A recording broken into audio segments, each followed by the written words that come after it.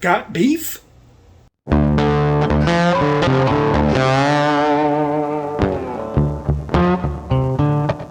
You know, they say that chuck roast is one of the cheapest cuts of meat you can get out there. But I'm finding that not necessarily be the case right now. Although in the coming weeks you may notice that the prices of chuck roast will drop as brisket prices go up. And so when that happens, you need to be ready, and one of the ways that you can be ready is with a smoked chuck roast. That's right, it's not a imitation brisket. It is not meant to be anything like that, but you can cook it in a style similar to brisket. It is something all to its own, yet very similar. So please sit back, relax, watch, enjoy, and I'll see you in a minute. Okay, so what I thought I'd do is show how I make my smoked chuck roast. So this is a boneless chuck roast. It is a little bit more expensive. This is just shy of 4 pounds of meat. If you buy a brisket in the store, it's running about 3 something a pound. This is 5 something a pound, but by the time you trim down your brisket, you're actually not going to have the same amount of meat as you would by having this already pre-trimmed chuck roast. And the cook time is going to be a little bit less, and I think you get just as good as flavor. The only problem you have with it is that not all chuck roasts are the same. So if you look at this, let's look at the grain structure for a moment. You see that? See how that grain structure is running this way? It means you have to cut that way. So in this one, I can't do cuts straight across like I can this one. You look at that grain structure, it is running this way, so I can just kind of cut and make strips that way when I'm done. This one I'll have to treat a little differently, but let's take this out of the package and I'll show you what I do. First and foremost, you always want to pat your meat dry, and the reason for this is that the meat it'll actually start forming a protein called pellicle that will act like Velcro to smoke. So this is the reason why you see all the barbecuers, they'll actually do this. They'll pat the meat dry. So I'm getting this totally dry. Next thing you want to do is season it well on all sides with sea salt. You want something kind of heavier grained. You can use kosher salt. Actually, kosher salt, it gets its name from koshering meat, so it's actually made for treating meat, but you just kind of put on a liberal coating of salt, and that's what we're doing right here on all sides. Next thing you want is some black pepper. Now I use peppercorn medley grinder from McCormick's, and so this right here, it is a mixture of various peppercorns with coriander, pink peppercorns, allspice. It just has a really good flavor. I like it. So I'll grind this and cover the meat up with it. The next thing we'll add is garlic, and we'll just put a coat all across it. Now sometimes you'll see seasonings for, like in the barbecue section, whatever, it says SPG. It just means salt, pepper, and garlic. So this is the basic seasoning that a lot of your competition smokers, all that, they use. Now I will note you should use granulated garlic. Do not use garlic powder if you can get away with it. The reason for it is that it just kind of clumps up a little bit too much. It's a little bit harder to get out. Granulated garlic is a lot easier to work with, and it covers the meat a lot more evenly. Alright, so here you make sure you get the sides. And it's very important. A lot of people ignore the sides. They don't realize that flavor comes in from every exposed portion of the meat. This next step is where time is your friend. If you got a cooling rack that you can put over a sheet tray and place this into a refrigerator uncovered and let it just sit overnight, that will give you the best results. Alright, now right now I'm doing a cookout, and so I really don't have much room in my refrigerator. and this is going to take a while to sit doing it the old way. But what you can do is I'm going to put this in my oven. I'm going to let this sit out. It's cold. It's really cold meat. You don't ever want to put cold meat on a smoker to begin with. So what I'm going to do is I'm going to let this sit, and it's going to take about an hour and a half, 2 hours, 3 hours for the smoker to get up to heat, get everything going.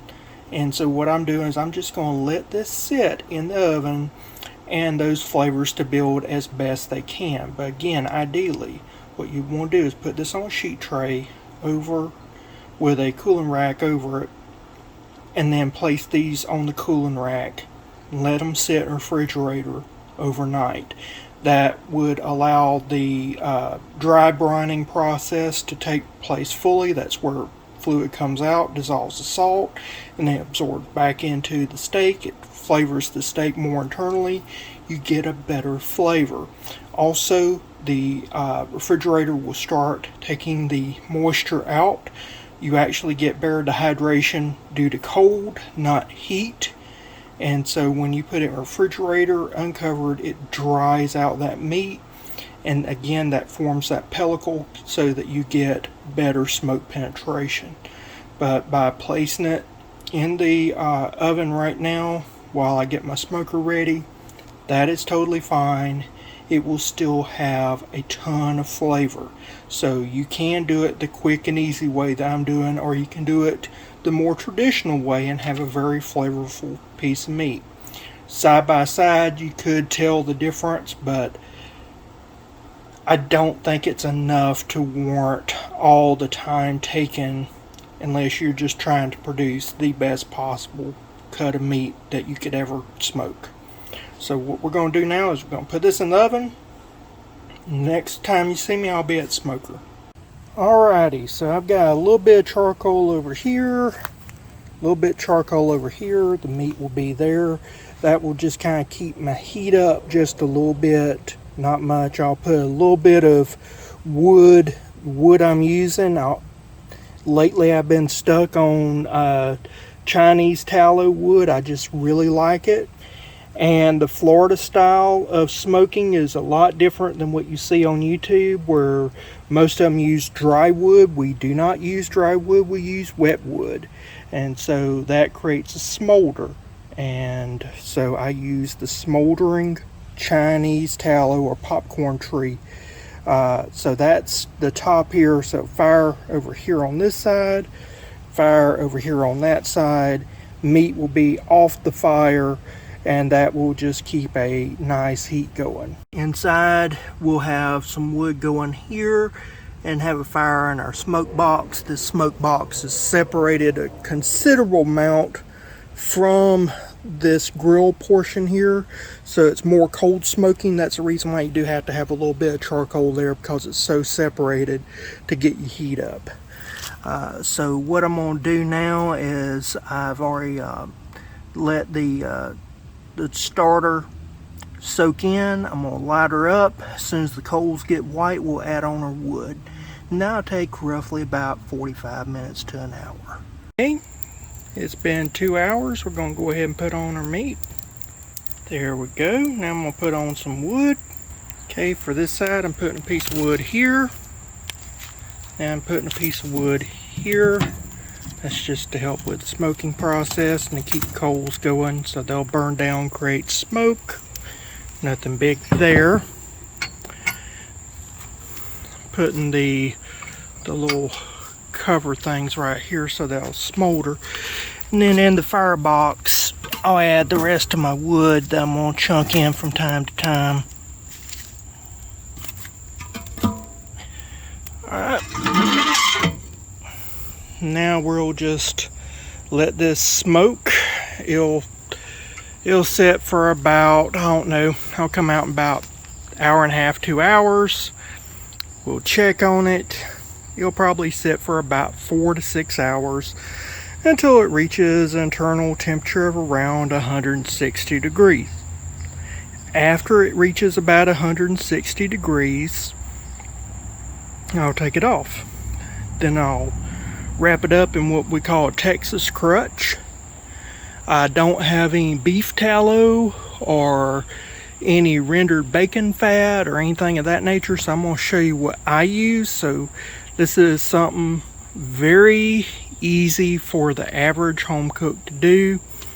You know, you could even do this on a grill. Saw how I did it. If you just had a regular grill, you could make your grill into the smoker.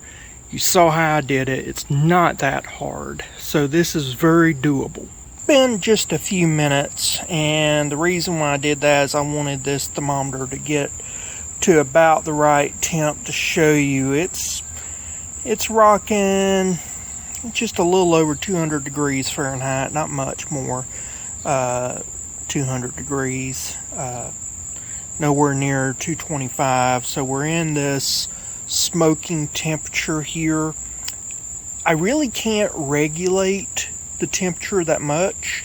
If you're using a grill or something else, you won't be able to either.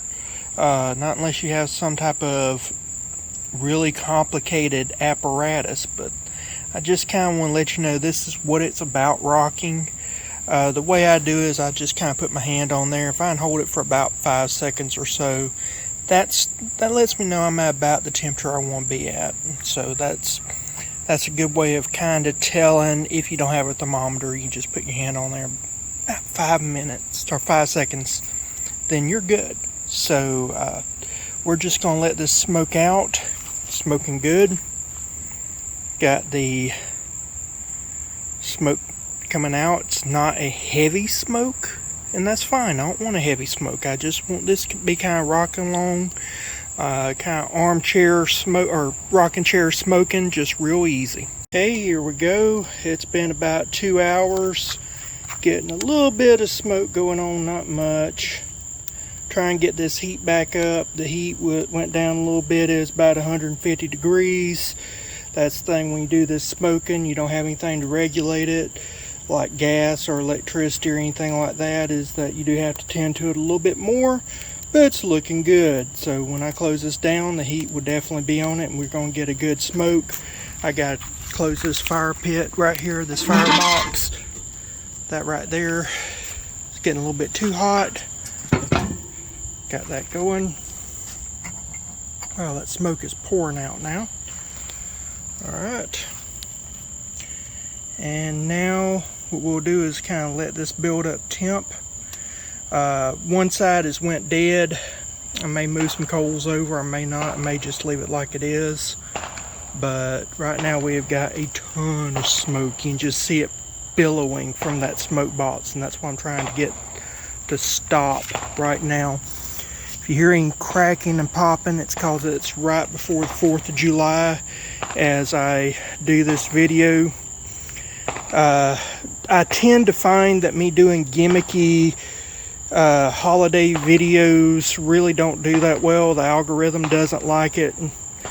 Really, my viewers don't seem to like it. So this is just an all-around summertime get-together type of deal. I'm not doing it as 4th of July, but you can hear the fireworks going off, people pre-celebrating on the 3rd of July. Alrighty, it's been about 3 hours, just giving you an update on it, checking in on it. This fire right here has went out on this side. This fire is doing fairly good, but it's not keeping up the heat like I want, so I'm trying to get this adjusted for heat. Just wanted to show that smoke coming up. My goodness, it's smoking. A little bit more than what I wanted, but man, it's looking good. That temp is staying around 150. Trying to get it up a little bit more, but it's just not wanting to go up. Alright, it's roughly about just shy of 4 hours in. It's still rocking at 150 degrees, not really doing that well on cooking. Let's see how it's looking as far as smoke wise. Wow. That is looking good. So what I did is I just took some coals out of this right here, add them to the side to kind of boost up the heat. That's also increasing the smoke. maybe that will increase our heat a little bit. Right now we're not getting anywhere if we can only get up to 150 degrees. I mean, we're getting great smoke, don't get me wrong, I love the smoke flavor, but I don't want to be here at 1 o'clock at night smoking a chuck roast when this is supposed to be easier. So we gotta do something. Alright, I have tried to get this up higher than 150 degrees. I went and cut some more wood. It's about 10 o'clock at night. I'm going to let this go for about another hour and a half. If it doesn't make any changes, that's okay, because we got the Texas crutch. And I was going to do the next part anyway in the oven. So nothing has really changed on my game plan. I just wanted to be a little bit warmer than what it was. So it probably is not going to have an internal tip near the 160 degrees that I was shooting for. But we should be okay still. It is climbing a little bit slowly, not much. Just a little over 150. Smoke is boiling out of it. So I'm just going to let it build smoke up. Then by 11 o'clock I'm going to take it off and I'm going to show you my version of a at-home Texas crutch that you can easily do. You don't need all the stuff that they show on YouTube, and especially with a chuck roast. So we'll go from there. It's about 11 o'clock. Still rocking at about 150 degrees. That has not changed. So I'm going to go ahead and take this off. And see right here, we got some good smoke going on here, but not to the point we need with the cooking. So we're going to address that now. Now what I have here is some salted butter, and I've got on a piece of parchment paper. I moved these over to the side. I'm going to put a little bit of butter on this piece of parchment paper and roll this up in the parchment paper. So what I did is I just took a quarter of a stick of butter, put it right here. I'm going to put one of the pieces on there and roll her up. Because I'm having to do this by myself, I don't have it on a tripod. I folded this up. So I got it going long ways. Folded it up, then folded the ends up, and then I'm going to roll it over. What I did forget to mention is that before you wrap it all the way over, you do need to add the other quarter stick of butter. So a half stick per roast is what I'm using here. And then once you got that, then this you fold over like that, and then this will be wrapped up in aluminum foil. We'll do the same thing with this one. You'll see it in just a second. Alright, now we got this done. We'll wrap this up in some aluminum foil. And then this right here will go into an oven where it will heat through. Now these are roughly about, I'd say about 1 inch thick. These are not the thickest chuck roasts in the world. My local grocery store is not the best place in the world to buy thick quality meat. I understand that. I'm doing it like a home cook would. I'm not doing it like some, big channel that does barbecue all the time. I'm showing how home cooks do it, and you're going to get less than ideal cuts of meat. And you're going to have issues, like I'm having issues right now. So what I'm going to do, I'm actually going to stack this on top of each other. This right here will, with the wrapping, increase it to about more or less 3 inches, 4 inches. And I'm going to go ahead and wrap this up real well in aluminum foil. Alright, so what I'm going to do is I'm going to take this and start rolling it, and then I'll roll it over about once or twice, and then after I do that, I'll fold the ends in. There we go, like that. And we'll just keep wrapping.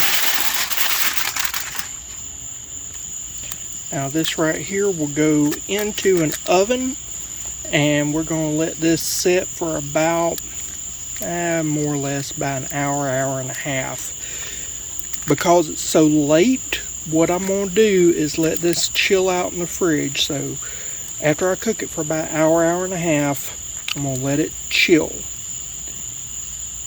And then once it chills, we'll come back the next day. I'm going to be actually grilling. It'll be the 4th of July for me. So you're seeing this after 4th of July. I'll be grilling some corn, doing some other stuff. Once I got everything heated up and cooking, then I'll put this on. I'll show you that. And then that will help us create the bark, heat it all the way through, and then we'll cut it up for supper tomorrow evening. The oven is at 355 degrees. We're going to go ahead and put it into the oven for an hour, hour and a half, something like that. In it goes. Alright, so it's almost 1 o'clock in the morning. I'm going to let this sit. Alright. And once it cools down, I'm going to put it in the refrigerator.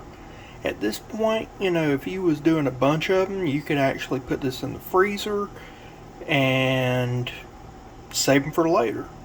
I mean, that's what's the beauty of this, is that you could actually do a bunch of them at one time and then pull them out as you need them for your event.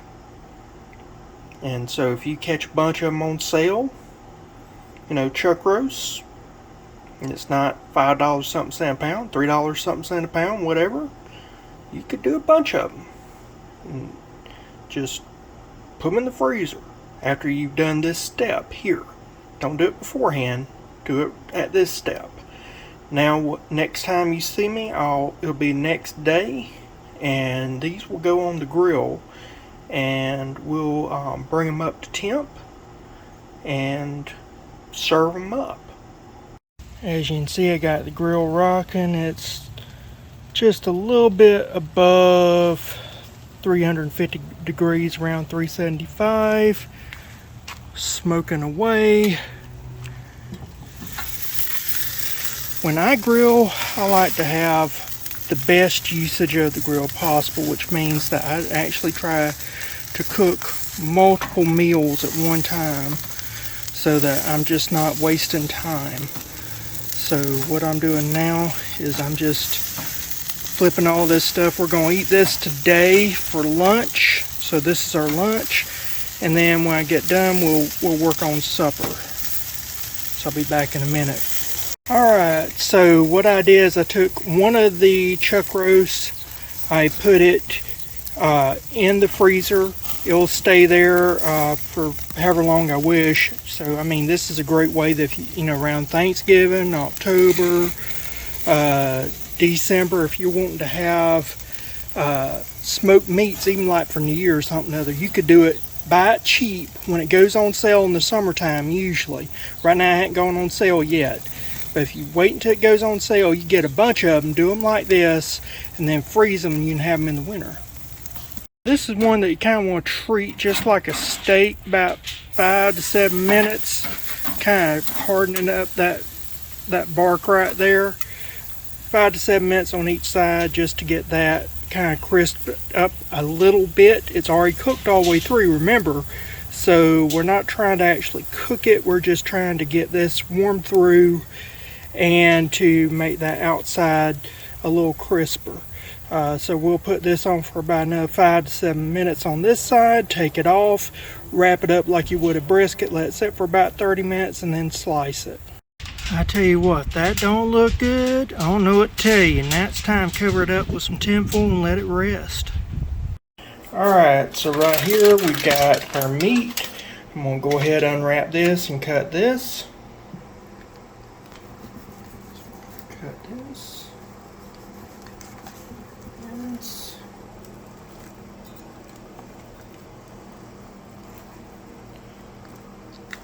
Go.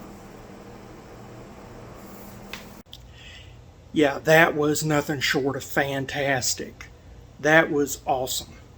So if you've never had chuck roast done this way, I highly recommend you try it. It freezes beautifully. Like I did with the other one, I froze one of them. We're about to have it. It's fantastic. Give it a try. Now, I've said it before and I'm going to say it again. We're almost at 2,000 subscribers, which is fan-freaking-tastic. And I would love to be at 5,000 by the end of December. So if you have not subscribed, YouTube Analytics says that for most channels, the vast majority, roughly about 75 to 80% or higher, are not subscribed to the channel. So if you will subscribe, that helps out this channel so much.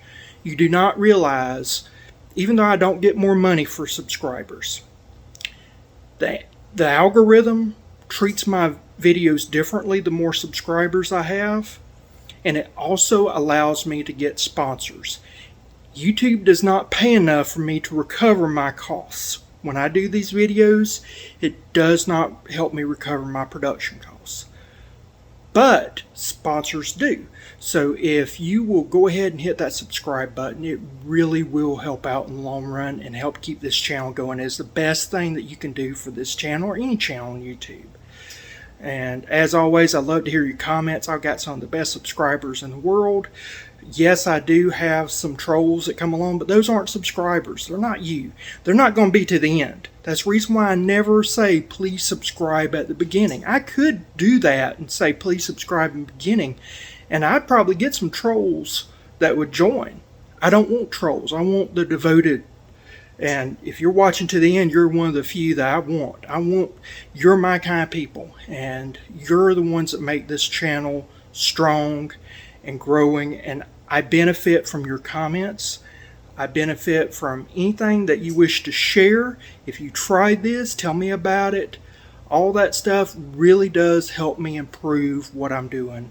And also, I think it builds a strong community where we can all have great discourse on a platform like YouTube or Rumble or Odyssey, because this channel is on all three. So if you're on Rumble right now, leave a comment. Really does help. Again, Rumble's like YouTube, it doesn't pay enough. Same thing with Odyssey. So I'm talking to all y'all.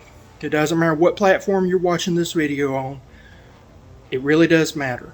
So please comment, like, subscribe, all that. I thank you so much, and I'll see you again next time. Bye.